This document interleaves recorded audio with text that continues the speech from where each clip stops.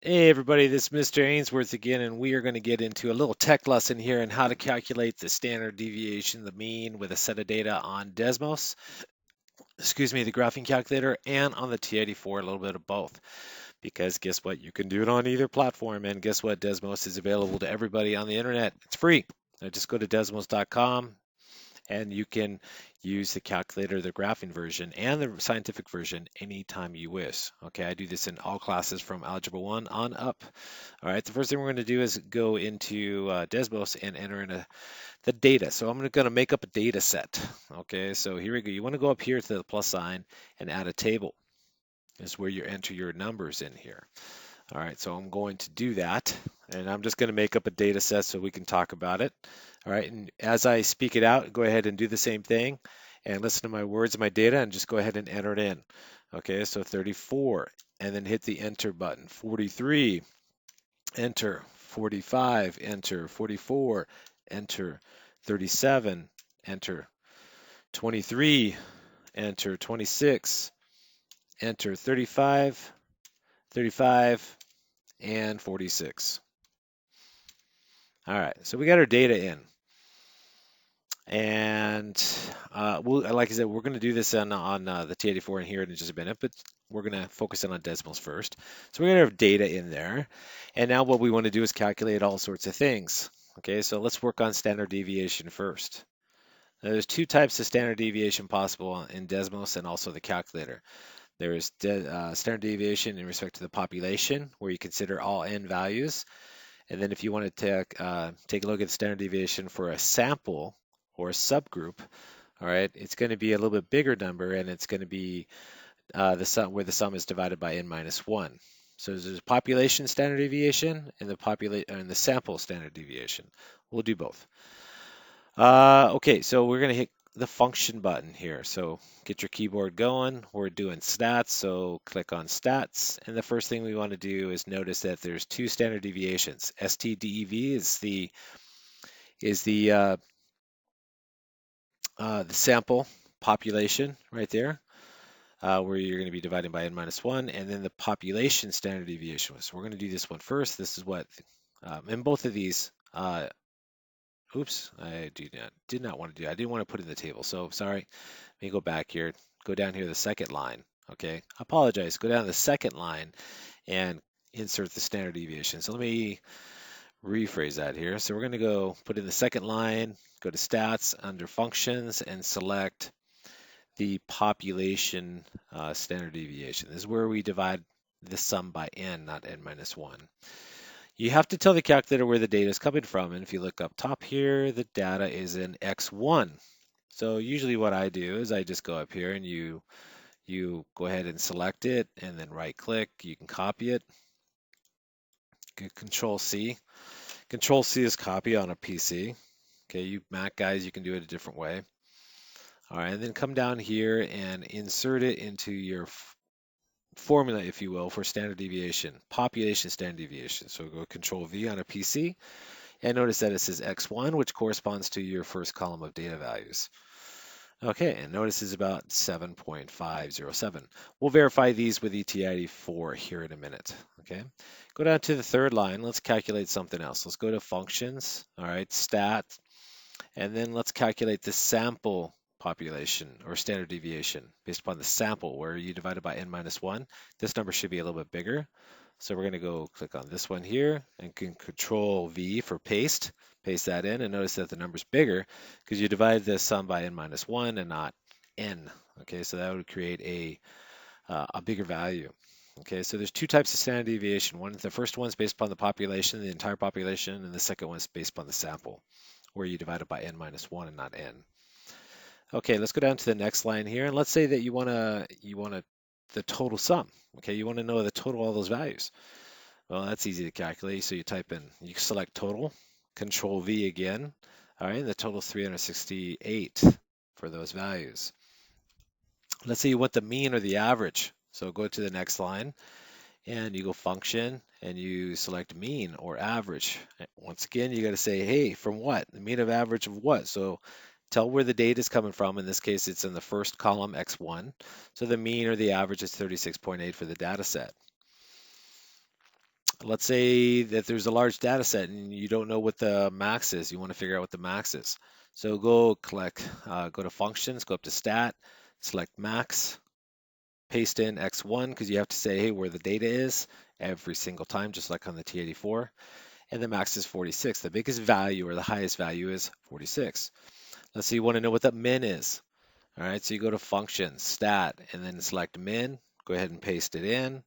Now the min is 23, so I know the range now is 46 minus 23 or 23. In fact, does it get? No. Okay, so you could find all kinds of statistical numbers. You could even do variance if you want to as well. Oh, you could even do median. Oh, look at that. Let's find the median of that. So select median, paste in Control V, and then the median is 36. That's a middle number. If you did that by hand, you'd have to order the data set, which you see right up through here, and calculate the middle number by after ordering the list. So what's cool about Desmos is that you can find anything you want. So if you don't have a T84, you could still do a lot of calculations. Okay, Desmos is pretty cool. All right, now let's transition here. Let's do this on the T84. So let's bring this up. Okay, now the first thing you want to do is clear your calculator out because you don't know what happened in the past.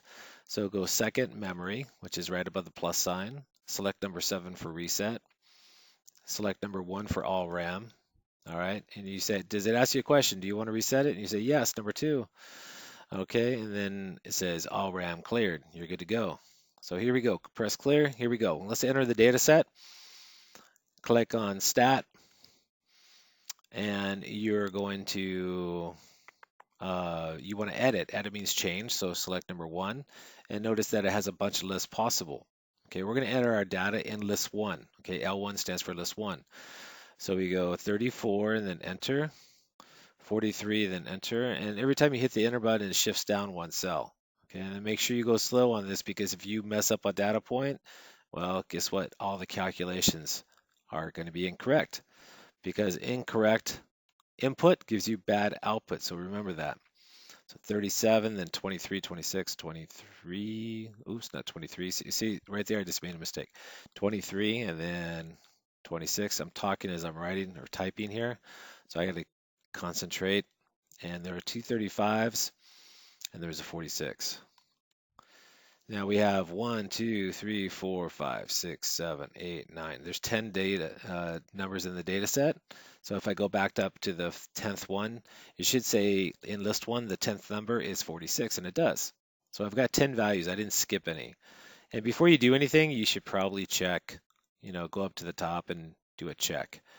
So, you just go through all the numbers here, 34, 43, 45, 44. All right, 37, 23, 26. It looks like it's good. Two 35s and a 46. Okay, so now hit stat again. We're going to go to calc now because we're calculating one variable stats. So select number 1 or hit the enter. And on this calculator, this has a newer software. You'd have to tell where the list is. Now, if L1 does not appear, okay, let's say it doesn't appear on your calculator. You go second L1, which is right above the number sign. Okay, hit enter, and enter again. Okay, and it gives you these statistics right here. So notice that this value right here that I'm pointing to, the 7.507. Let's go back over here.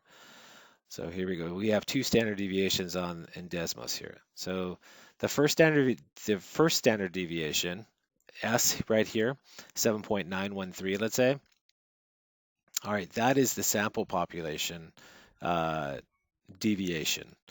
All right, the second one is the one that deals with the entire population, and that's 7.507. And notice those correspond to the numbers in Desmos over here. So they are the same thing. The max is, or the min is 23. There's 10 numbers in the data set. We got a mean of 36.8. Up here it says X bar, which is your mean, is 36.8. Sigma of the X values, 368. That's obviously the sum. So it gives you all of these numbers that you need in the one variable statistics menu. All right, which is kind of nice, guys. Kind of nice. It gives you a lot of information right there. Okay. So this right here will give you the same information as Desmos on a data set. You just have to get used to using it. And then if you wanted to put more data in, let's say you had a second data set, no problem. You just go to Stat. Let's say you go to Edit to change. And let's say you want a new data set. Okay, I'm just going to make up some numbers. Okay, this is a new data set. So 55, 56, 59, 63, 42, I don't know, 82, 69, 81, 95, 75. Okay, let's add one more. Let's go 58. Okay, so there's 11 numbers in that set. So let's say if I want to run some statistics on those. So I hit Stat, go to Calc, pick one variable, Stat, and now the it's not in L1, it's in L2. So I'm going to clear that out. I go second L2 now, which is right above the number 2, and I select Enter a couple times until I get to the Calculate menu, and then it calculates that. So I have the mean at the top, I have the sum, sigma of x means the sum, then I have the sample deviation, and then I have the population deviation coming, uh, which, the sample deviation is always higher than the population deviation right there. And I have 11 values, and it also tells me the min. Okay, so there you go. You can use either platform, either calculator, Desmos graphing, or the TI-84, or anything equivalent to that. Now, there's a lot of other Casio or calculators like Casio and Hewlett Packard and all those guys, not just Texas Instruments that you could use. You just have to learn your technology. Okay. All right. We'll do some more later. This is Ainsworth. I'll see you in my next lesson. Bye bye.